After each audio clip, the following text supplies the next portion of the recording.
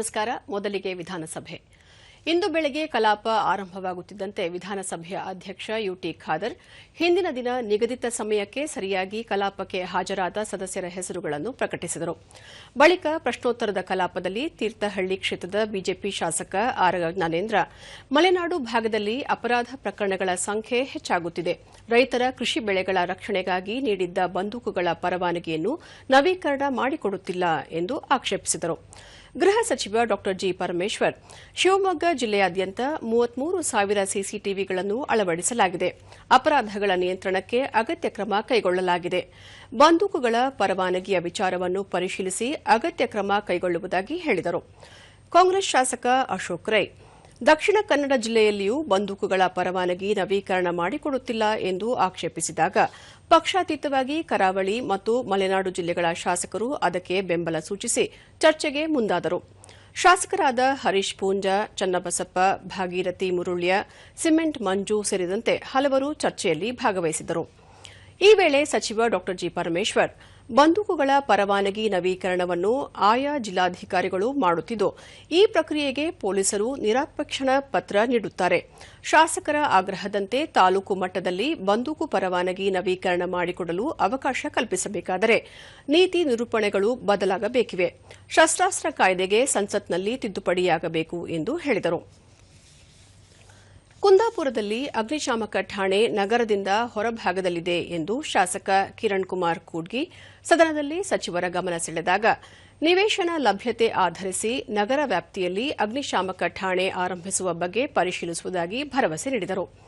Police ಇಲಾಖೆಯಲ್ಲಿ ಸಿಬ್ಬಂದಿ ಕೊರತೆ ನಿವಾರಣೆಗೆ ಈಗಾಗಲೇ 900 ಪಿಎಸ್ಐಗಳನ್ನು ನೇಮಿಸಲಾಗಿದೆ. 2 ಹಂತದಲ್ಲಿ ಅವರು ಸೇವೆಗೆ ಲಭ್ಯವಾಗಲಿದ್ದಾರೆ. 8,000 ಕಾನ್ಸ್ಟೇಬಲ್ಗಳ ನೇಮಕಕ್ಕೆ ಆರ್ಥಿಕ ಇಲಾಖೆಯಿಂದ ಅನುಮತಿ ಪಡೆಯಲಾಗಿದೆ ಎಂದು ತಿಳಿಸಿದರು. ಜೆಡಿಎಸ್ ಶಾಸಕ ಸಮೃದ್ಧಿ ಮಂಜುನಾಥ್, ಚಿಕ್ಕಬಳ್ಳಾಪುರ ಮತ್ತು ಕೋಲಾರ ಜಿಲ್ಲೆಗಳ ಕೆರೆಗಳಿಗೆ ಬೆಂಗಳೂರು ನಗರದ ತ್ಯಾಜ್ಯ ನೀರನ್ನು ಸಂಸ್ಕರಿಸದೆ ಕೆಸಿ ವ್ಯಾಲಿ ಮೂಲಕ ಹರಿಸಲಾಗುತ್ತಿದೆ. ಇದು ರಾಸಾಯನಿಕ ಮಿಶ್ರಿತವಾದ ವಿಷಯುಕ್ತ ನೀರಾಗಿದೆ. ಇದು ಹಾನಿಕಾರಕವಾಗಿದ್ದು, 3ನೇ ಹಂತದ ಸಂಸ್ಕರಣೆಯ ಬಳಿಕ ಮಾತ್ರವಷ್ಟೇ ನೀರನ್ನು ಹರಿಸಬೇಕು ಎಂದು ಆಗ್ರಹಿಸಿದರು. ಇದಕ್ಕೆ ಪ್ರತಿಕ್ರಿಯಿಸಿದ ಸಣ್ಣ ನೀರಾವರಿ ಸಚಿವ ಎನ್ಎಸ್ ಬೋಸರಾಜ್, 2 ಜಿಲ್ಲೆಗಳಿಂದ ಸುಮಾರು 700 ಕೆರೆಗಳನ್ನು ತುಂಬಿಸುವ ಉದ್ದೇಶ ಸರ್ಕಾರಕ್ಕಿದೆ. ಈಗಾಗಲೇ 146 ಕೆರೆಗಳನ್ನು ಭರ್ತಿ ಮಾಡಲಾಗಿದೆ. 1,500 ಅಡಿ ಆಳದಲ್ಲಿ ಇದ್ದ ಅಂತರ್ಜಲ ಮಟ್ಟ 300 ಅಡಿಗೆ ಏರಿಕೆಯಾಗಿದೆ. ಪೂರೈಕೆ ಆಗುತ್ತಿರುವ ನೀರು ಗುಣಮಟ್ಟದಿಂದ ಕೂಡಿದೆ ಎಂದು ಮಾಹಿತಿ ನೀಡಿದರು. ಇದನ್ನು ಬಲವಾಗಿ ವಿರೋಧಿಸಿದ ಶಾಸಕ ಮಂಜುನಾಥ್, ತಮ್ಮ ಬಳಿ ಇದ್ದ 2 ಬಾಟಲ್ಗಳಲ್ಲಿನ ನೀರನ್ನು ಸದನದಲ್ಲಿ ಪ್ರದರ್ಶಿಸಿ, ಒಂದರಲ್ಲಿ ಶುದ್ಧ ಕುಡಿಯುವ ನೀರಿದೆ, ಇದನ್ನು ಬೆಂಗಳೂರಿಗೆ ಪೂರೈಸಲಾಗುತ್ತಿದೆ, ಮತ್ತೊಂದರಲ್ಲಿ ಕೊಳಚೆ ಮಿಶ್ರಿತ ನೀರಿದ್ದು, ಅದನ್ನು ಕೋಲಾರ, ಚಿಕ್ಕಬಳ್ಳಾಪುರ ಜಿಲ್ಲೆಗಳಿಗೆ ಹರಿಸಲಾಗುತ್ತಿದೆ ಎಂದು ಆಕ್ಷೇಪಿಸಿದರು. ಕಂದಾಯ ಸಚಿವ ಕೃಷ್ಣ ಬೈರೇಗೌಡ ಮಧ್ಯಪ್ರವೇಶಿಸಿ, ಇದು ತಪ್ಪು ಮಾಹಿತಿ. ಸಿಕೆ ವ್ಯಾಲಿ ಮೂಲಕ ಹರಿಸುತ್ತಿರುವ ನೀರು ಉತ್ತಮ ಗುಣಮಟ್ಟ ಹೊಂದಿದೆ. ಅದನ್ನು ಭಾರತೀಯ ವಿಜ್ಞಾನ ಸಂಸ್ಥೆ ಕಾಲಕಾಲಕ್ಕೆ ತಪಾಸಣೆ ನಡೆಸಿ ದೃಢಪಡಿಸುತ್ತಿದೆ. ಕೇಂದ್ರ ಪರಿಸರ ಮಾಲಿನ್ಯ ನಿಯಂತ್ರಣ ಮಂಡಳಿ, ವಿಶ್ವಸಂಸ್ಥೆಯ ಆರೋಗ್ಯ ಘಟಕ, ವಿಶ್ವ ಬ್ಯಾಂಕಿನ ಮಾನದಂಡಗಳ ಅನ್ವಯ ನೀರು ಪೂರೈಕೆಯ ಗುಣಮಟ್ಟ ಕಾಯ್ದಿರಿಸಲಾಗಿದೆ ಎಂದು ಹೇಳಿದರು. ಸಚಿವ ಕೆಎಚ್ ಮುನಿಯಪ್ಪ, 3ನೇ ಹಂತದ ಸಂಸ್ಕರಣೆ ಕುಡಿಯುವ ನೀರಿನ ಉದ್ದೇಶಕ್ಕೆ ಮಾತ್ರ ಕೈಗೊಳ್ಳಲಾಗುತ್ತದೆ. ಅಂತರ್ಜಲ ಅಭಿವೃದ್ಧಿಗೆ ಬಳಸುವ ನೀರನ್ನು 2 ಹಂತದ ಸಂಸ್ಕರಣೆಯಾದರೂ ಸಾಕು ಎಂದು ಸಮಜಾಯಿಷಿ ನೀಡಿದರು. ಶಾಸಕ ಸಿಕೆ ರಾಮಮೂರ್ತಿ, ನಗರದಲ್ಲಿ ಡ್ರೋನ್ ಮೂಲಕ ಆಸ್ತಿಗಳ ಸಮೀಕ್ಷೆ ಮಾಡಿ ದುಬಾರಿ ತೆರಿಗೆ ಮತ್ತು ದಂಡ ವಿಧಿಸಲಾಗುತ್ತಿದೆ ಎಂದರು. ಇದಕ್ಕೆ ಬಿಜೆಪಿಯ ಮತ್ತೊಬ್ಬ ಹಿರಿಯ ಸದಸ್ಯ ಸುರೇಶ್ ಕುಮಾರ್, ರಾಜ್ಯ ಸರ್ಕಾರ ತನ್ನ ಆರ್ಥಿಕ ಸಂಪನ್ಮೂಲ ಕ್ರೋಢೀಕರಣಕ್ಕೆ ಜನಸಾಮಾನ್ಯರ ಮೇಲೆ ತೆರಿಗೆ ಹೊರಿಸುತ್ತಿದೆ ಎಂದರು. ವಿರೋಧ ಪಕ್ಷದ ನಾಯಕ ಆರ್ ಅಶೋಕ, ಈ ಮೊದಲು ಸ್ವಯಂ ಘೋಷಿತ ಆಸ್ತಿ ತೆರಿಗೆ ಪದ್ಧತಿ ಜಾರಿಗೊಳಿಸಲಾಗಿತ್ತು. ಹಾಗಿದ್ದ ಮೇಲೆ ಡ್ರೋನ್ ಸರ್ವೆ ಏಕೆ? ಕೂಡಲೇ ಅದನ್ನು ಸ್ಥಗಿತಗೊಳಿಸಿ ಭೌತಿಕ ಸಮೀಕ್ಷೆ ನಡೆಸಬೇಕು ಎಂದು ಸರ್ಕಾರಕ್ಕೆ ಮನವಿ ಮಾಡಿದರು. ಸದಸ್ಯರ ಕಳಕಳಿಗೆ ಉತ್ತರಿಸಿದ ಉಪಮುಖ್ಯಮಂತ್ರಿ ಡಿಕೆ ಶಿವಕುಮಾರ್, ಡ್ರೋನ್ ಸಮೀಕ್ಷೆಯಲ್ಲಿ ನಿಖರವಾದ ಉಲ್ಲಂಘನೆಗಳನ್ನು ಗುರುತಿಸಲಾಗುತ್ತದೆ. ಒಂದು ವೇಳೆ ಗುರುತಿಸಿದ ಉಲ್ಲಂಘನೆಯ ಬಗ್ಗೆ ಆಕ್ಷೇಪಗಳಿದ್ದರೆ ಸಾರ್ವಜನಿಕರು ಸಂಬಂಧಿಸಿದ ಪಾಲಿಕೆಗೆ ಲಿಖಿತವಾಗಿ ದೂರು ಸಲ್ಲಿಸಬಹುದು. ಅದನ್ನು ಪರಿಶೀಲಿಸಿ ತಿದ್ದುಪಡಿ ಮಾಡಿಕೊಳ್ಳಲಾಗುವುದು ಎಂದು ಭರವಸೆ ನೀಡಿದರು. ಈವರೆಗೂ 23,000 ಆಸ್ತಿ ಮಾಲೀಕರಿಗೆ ನೋಟಿಸ್ ನೀಡಲಾಗಿದೆ. ಸುಮಾರು 680 ಕೋಟಿ ತೆರಿಗೆ ಸಂಗ್ರಹವಾಗುವ ನಿರೀಕ್ಷೆ ಇದೆ. 2020ರಲ್ಲಿ ಬಿಜೆಪಿ ಸರ್ಕಾರ ರೂಪಿಸಿದ ಕಾನೂನಿನ ಅಡಿಯಲ್ಲೇ ಆಸ್ತಿ ತೆರಿಗೆ ಸಂಗ್ರಹಿಸುತ್ತಿದ್ದೇವೆ ಎಂದು ಹೇಳಿದರು. ಪ್ರಶ್ನೋತ್ತರದ ಬಳಿಕ ಶೂನ್ಯ ವೇಳೆಯಲ್ಲಿ ಶಾಸಕರಾದ ವಿ. ಸುನೀಲ್ ಕುಮಾರ್, ಪಿಎಂ ಅಶೋಕ್, ಹಂಪನಗೌಡ ಬಾದರ್ಲಿ ಮತ್ತಿತರರು ವೈದ್ಯರ ಮುಷ್ಕರದ ಬಗ್ಗೆ ಪ್ರಸ್ತಾಪಿಸಿ, ರಾಜ್ಯ ಸರ್ಕಾರ ಸಂಘರ್ಷದ ಹಾದಿಯ ಬದಲಾಗಿ ಸಂಧಾನದ ಮೂಲಕ ಸಮಸ್ಯೆಯನ್ನು ಬಗೆಹರಿಸಬೇಕು ಎಂದು ಸಲಹೆ ನೀಡಿದರು. ಆರೋಗ್ಯ ಮತ್ತು ಕುಟುಂಬ ಕಲ್ಯಾಣ ಸಚಿವ ದಿನೇಶ್ ಗುಂಡೂರಾವ್ ಪ್ರತಿಕ್ರಿಯಿಸಿ, ಈಗಾಗಲೇ 2 ಸುತ್ತಿನ ಸಭೆ ನಡೆಸಲಾಗಿದೆ. ವರ್ಗಾವಣೆ, ವೃಂದ ನೇಮಕಾತಿಯ ಕಾನೂನುಗಳ ಪರಿಷ್ಕರಣೆಗೆ ಪ್ರಯತ್ನಿಸಲಾಗುತ್ತಿದೆ ಎಂದರು. ಪ್ರಶ್ನೋತ್ತರದಲ್ಲಿ 3 ಬಾರಿ ಕರೆದಾಗಲೂ ಹಾಜರಾಗದೇ ಇರುವ ಸದಸ್ಯರ ಪ್ರಶ್ನೆಗಳನ್ನು ಮುಂದಿನ ಅಧಿವೇಶನದಲ್ಲಿ ಸ್ವೀಕರಿಸಬಾರದು ಎಂದು ಉಪಮುಖ್ಯಮಂತ್ರಿ ಡಿಕೆ ಶಿವಕುಮಾರ್ ಸಭಾಧ್ಯಕ್ಷರಿಗೆ ಸಲಹೆ ನೀಡಿದೆ. ಒಂದು ಪ್ರಶ್ನೆಗೆ ಉತ್ತರ ತಯಾರಿಸಲು 100 ಮಂದಿ ಅಧಿಕಾರಿ ಮತ್ತು ಸಿಬ್ಬಂದಿಗಳು ಕೆಲಸ ಮಾಡಿರುತ್ತಾರೆ. ಶಾಸಕರೇ ಇಲ್ಲದಿದ್ದರೆ ಅಷ್ಟು ಜನರ ಶ್ರಮ ವ್ಯರ್ಥವಾಗುತ್ತದೆ ಎಂದು ಹೇಳಿದರು. ಆಗ ಸದಸ್ಯ ಸುರೇಶ್ ಕುಮಾರ್, ಈ ರೀತಿಯ ನಿಯಮಗಳು ಸರ್ಕಾರಕ್ಕೂ ತಿರುಗುಬಾಣವಾಗಬಹುದು.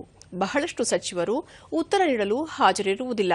ಒಂದು ವೇಳೆ 3 ಬಾರಿ ಸಚಿವರು ಉತ್ತರ ನೀಡಲು ಲಭ್ಯವಾಗದಿದ್ದರೆ ನಂತರ ಅವರಿಗೆ ಉತ್ತರ ನೀಡುವ ಅವಕಾಶವೇ ಬೇಡ ಎಂದರೆ ಸರ್ಕಾರ ಒಪ್ಪಿಕೊಳ್ಳುತ್ತದೆಯೇ ಎಂದರು.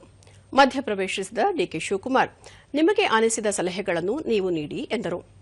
ನಂತರ ಶಾಸನ ರಚನಾ ಕಲಾಪದಲ್ಲಿ ಮುಖ್ಯಮಂತ್ರಿ ಸಿದ್ದರಾಮಯ್ಯ ಅವರ ಪರವಾಗಿ ಕಾನೂನು ಮತ್ತು ಸಂಸದೀಯ ವ್ಯವಹಾರಗಳ ಸಚಿವ ಎಚ್ಕೆ ಪಾಟೀಲ್ 2026ನೇ ಸಾಲಿನ ಕರ್ನಾಟಕ ಲೋಕಾಯುಕ್ತ ತಿದ್ದುಪಡಿ ವಿಧೇಯಕವನ್ನು ಮಂಡಿಸಿದರು.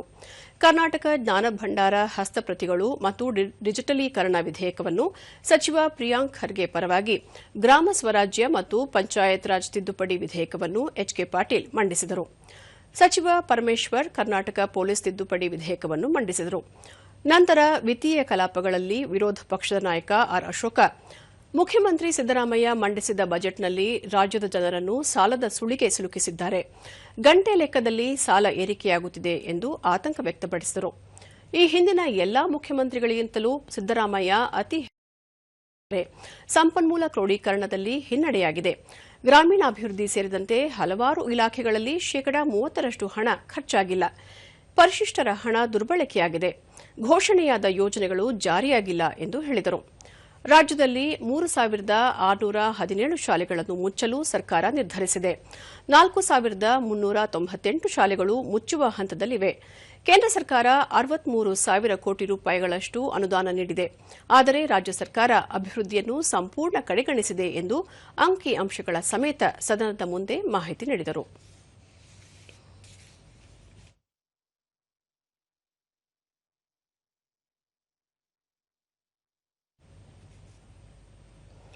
ಇನ್ನು ವಿಧಾನ ಪರಿಷತ್ತಿನ ಕಲಾಪ ಆರಂಭದಲ್ಲಿ ಸಭಾಪತಿ ಬಸವರಾಜ ಹೊರಟ್ಟಿ ಪ್ರಶ್ನೋತ್ತರ ಕಲಾಪ ಕೈಗೆತ್ತಿಕೊಂಡರು.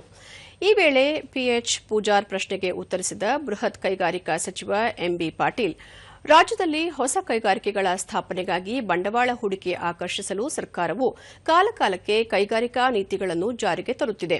ಬಾಗಲಕೋಟೆ ಮತ್ತು ವಿಜಯಪುರ ಜಿಲ್ಲೆಗಳನ್ನು ಒಳಗೊಂಡಂತೆ ರಾಜ್ಯದಲ್ಲಿ ಬಂಡವಾಳವನ್ನು ಆಕರ್ಷಿಸಲು ಹಲವು ಆದ್ಯತಾ ಹಾಗೂ ಪ್ರೋತ್ಸಾಹಕ ಕ್ರಮಗಳನ್ನು ಕೈಗೊಳ್ಳಲಾಗಿದೆ. 2025ರಿಂದ 30 ಕೈಗಾರಿಕಾ ನೀತಿಯು ರಾಜ್ಯದ ಸಮಗ್ರ ಅಭಿವೃದ್ಧಿ ಗುರಿಯೊಂದಿಗೆ ಬೆಂಗಳೂರಿನಿಂದ ಕೈಗಾರಿಕೆಗಳಲ್ಲಿ ಹಿಂದುಳಿದ ಪ್ರದೇಶವನ್ನು ಉತ್ತೇಜಿಸುವ ಗುರಿಯನ್ನು ಹೊಂದಲಾಗಿದೆ ಎಂದರು. ಸದಸ್ಯ ಸಿಟಿ ರವಿ ಪ್ರಶ್ನೆಗೆ ಉತ್ತರಿಸಿದ ಎಂಬಿ ಪಾಟೀಲ್, ಕಳೆದ 3 ವರ್ಷಗಳಿಂದ ರಾಜ್ಯದಲ್ಲಿ 6,70,560 ಕೋಟಿ ಬಂಡವಾಳ ಹೂಡಿಕೆ ಹಾಗೂ 2,47,571 ಉದ್ಯೋಗ ಸೃಜನೆಗಾಗಿ 117 ಹೂಡಿಕೆ ಒಪ್ಪಂದಗಳನ್ನು ಮಾಡಿಕೊಳ್ಳಲಾಗಿದೆ ಎಂದು ತಿಳಿಸಿದರು. ಒಡಂಬಡಿಕೆ ಮಾಡಿಕೊಂಡಿರುವ ಯೋಜನೆಗಳ ಪೈಕಿ 57 ಯೋಜನೆಗಳು ರಾಜ್ಯ ಉನ್ನತ ಮಟ್ಟದ ಒಪ್ಪಿಗೆ ನೀಡಿಕೆ ಸಮಿತಿ ಹಾಗೂ ರಾಜ್ಯ ಮಟ್ಟದ ಏಕಗವಾಕ್ಷಿ ಅನುಮೋದನಾ ಸಮಿತಿ ಸಭೆಗಳಲ್ಲಿ ಅನುಮೋದನೆ ಪಡೆದಿವೆ.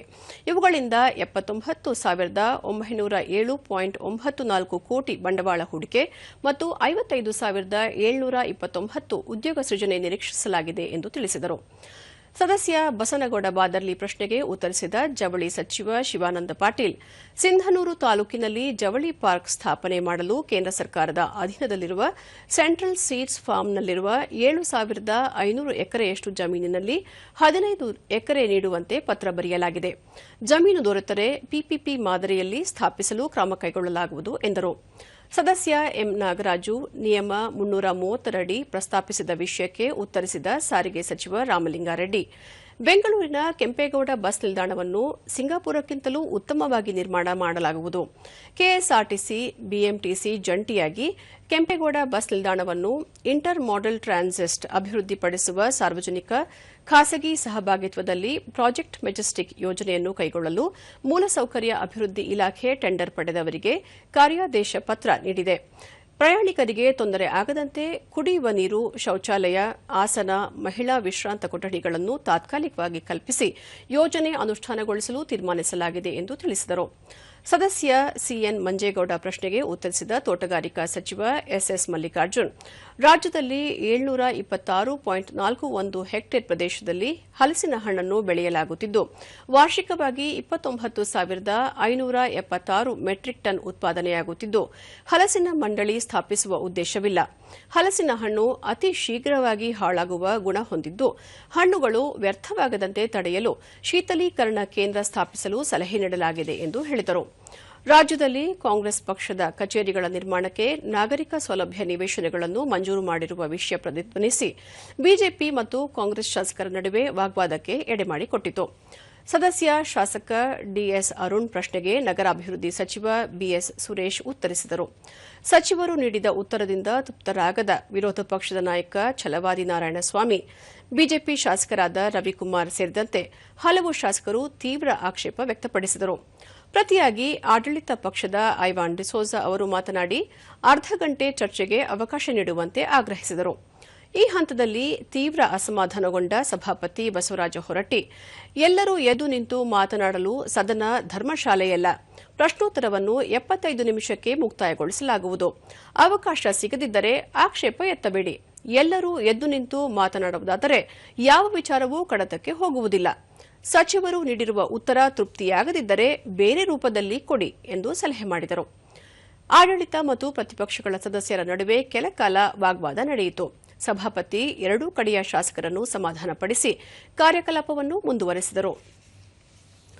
ಸದಸ್ಯ ಸೂರಜ್ ರೇವಣ್ಣ ಪ್ರಶ್ನೆಗೆ ಉತ್ತರಿಸಿದ ಅರಣ್ಯ ಮತ್ತು ಪರಿಸರ ಸಚಿವ ಈಶ್ವರ್ ಖಂಡ್ರೆ, ಹಾಸನ ತಾಲೂಕು ಕೌಶಿಕ ಗ್ರಾಮದ ಮನೆಗಳ ಬೋರ್ವೆಲ್ಗಳ ನೀರು ಕುಡಿಯಲು ಗುಣಮಟ್ಟದಿಂದ ಕೂಡಿದೆ. ಪರಿಸರ ಮಾಲಿನ್ಯ ನಿಯಂತ್ರಣ ಮಂಡಳಿಯ ಅಧಿಕಾರಿಗಳು ಆ ಪ್ರದೇಶಕ್ಕೆ ಭೇಟಿ ನೀಡಿ ಪರಿಶೀಲಿಸಿ ವರದಿ ಕೊಟ್ಟಿದ್ದಾರೆ. ಬೋರ್ವೆಲ್ಗಳ ನೀರು ಕುಡಿಯಲು ಯೋಗ್ಯವಾಗಿದೆ, ಖನಿಜಾಂಶಗಳು ಮಿತಿಯೊಳಗೆ ಇವೆ ಎಂದರು. ಬಳಿಕ ಸಭಾಪತಿ ಬಸವರಾಜ ಹೊರಟ್ಟಿ ಸದನವನ್ನು ಭೋಜನ ವಿರಾಮಕ್ಕೆ ಮುಂದೂಡಿದರು.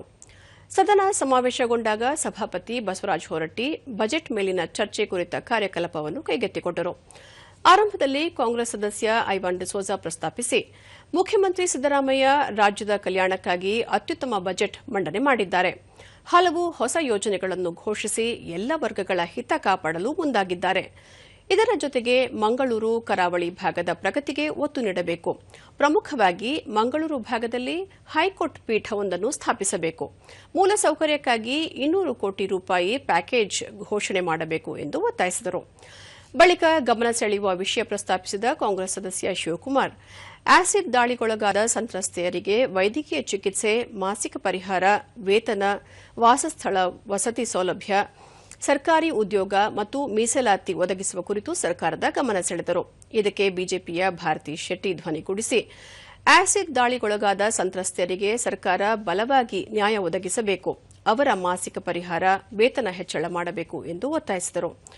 ಆಡಳಿತ ಪಕ್ಷದ ಸದಸ್ಯೆ ಉಮಾಶ್ರೀ ಮಧ್ಯಪ್ರವೇಶಿಸಿ, ಮಹಿಳೆಯರ ಮೇಲೆ ದೌರ್ಜನ್ಯ ನಡೆದಾಗ ತಕ್ಷಣ ಸರ್ಕಾರ ಸ್ಪಂದಿಸಿ ಸೂಕ್ತ ಕ್ರಮ ಕೈಗೊಳ್ಳಬೇಕು. ಜೊತೆಗೆ ಕಾನೂನು ಹೋರಾಟ ಸಂದರ್ಭದಲ್ಲಿ ಅವರಿಗೆ ಮೊದಲು ಸಹಾಯ ಒದಗಿಸಲು ರಾಜ್ಯ ಸರ್ಕಾರ ಮುಂದಾಗಬೇಕು ಎಂದು ಆಗ್ರಹಿಸಿದರು. ಇದಕ್ಕೆ ವಿಪಕ್ಷ ನಾಯಕ ಛಲವಾದಿ ನಾರಾಯಣಸ್ವಾಮಿ ಸೇರಿದಂತೆ ಪ್ರಮುಖರು ಧ್ವನಿಗೂಡಿಸಿ ಬೆಂಬಲ ಸೂಚಿಸಿದರು.